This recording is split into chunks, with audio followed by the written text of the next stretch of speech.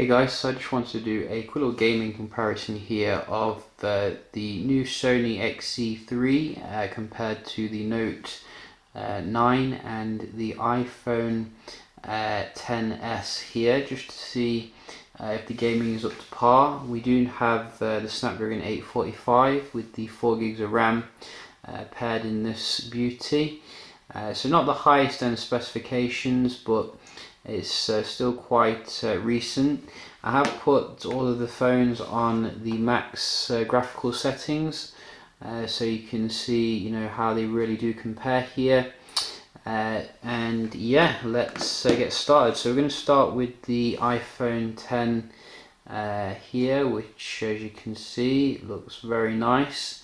This is a XS edition, and let's play. So we're just going to jump right in here. All of them have very wonderful screens. I think we have some copyright with this particular game, so we're just going to leave it on mute. And you can see the graphics here.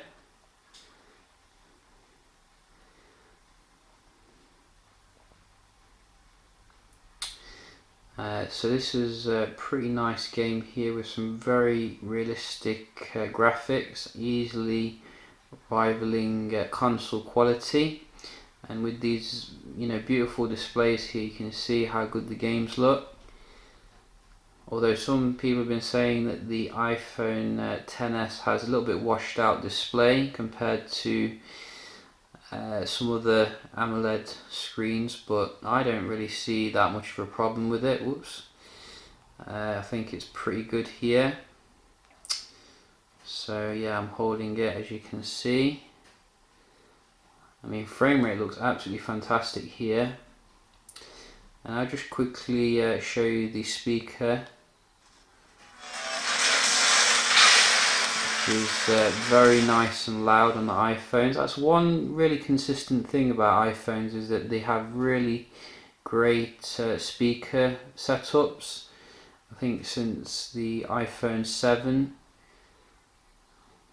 it was really improved with the stereo setup. But you can see here there's no actual graphical settings with the iPhone XS, but it looks absolutely fantastic when you are using it. With your Note 9 you are getting a massive display here, 6 gigs of RAM and Snapdragon 845. You do get the ability to improve the graphics as well to the highest setting, which we have done. And we can just see you can already see, I think the screen is a little bit more HDR-y, shall we say, with this one.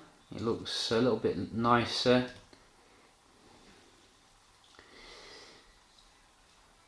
And there's no annoying notch as well. So that is another bonus here. And I think eventually they're actually going to start putting the speakers in the actual display, because Sony and Samsung have been doing some technology testing where they're putting the same thing in the TVs, so you won't have any speaker grill or anything. It'll just literally be the screen and that's it, which I think is pretty interesting. We do like to see innovation here, and you can see here again very nice and smooth graphics. A little bit unwieldy maybe compared to the iPhone, it's a little bit more pocketable. Just try to turn it up a little bit. So you can see the sound is also pretty good here. Not quite as good as the iPhone, I'd say, for the bass. I think they could definitely improve it with the speaker inside the display. That would be pretty awesome. Finally, we do have Sony Boy here, and we've got 4 minutes to test this before I run out of video. So this, most people are saying that this is coming with the best display you can get on a phone right now, and I'd have to agree really. I mean, the colours are just way better than what I've seen before.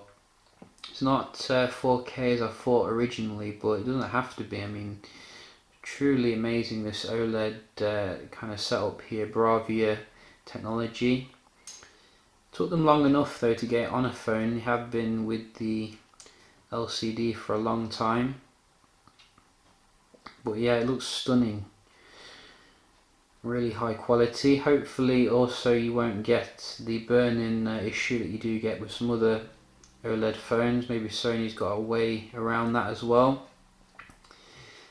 But you can see here in terms of this particular game, very nice and smooth again on the Sony here.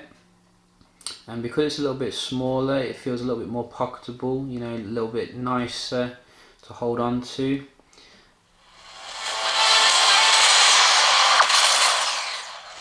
And you can hear the speakers do get quite loud as well,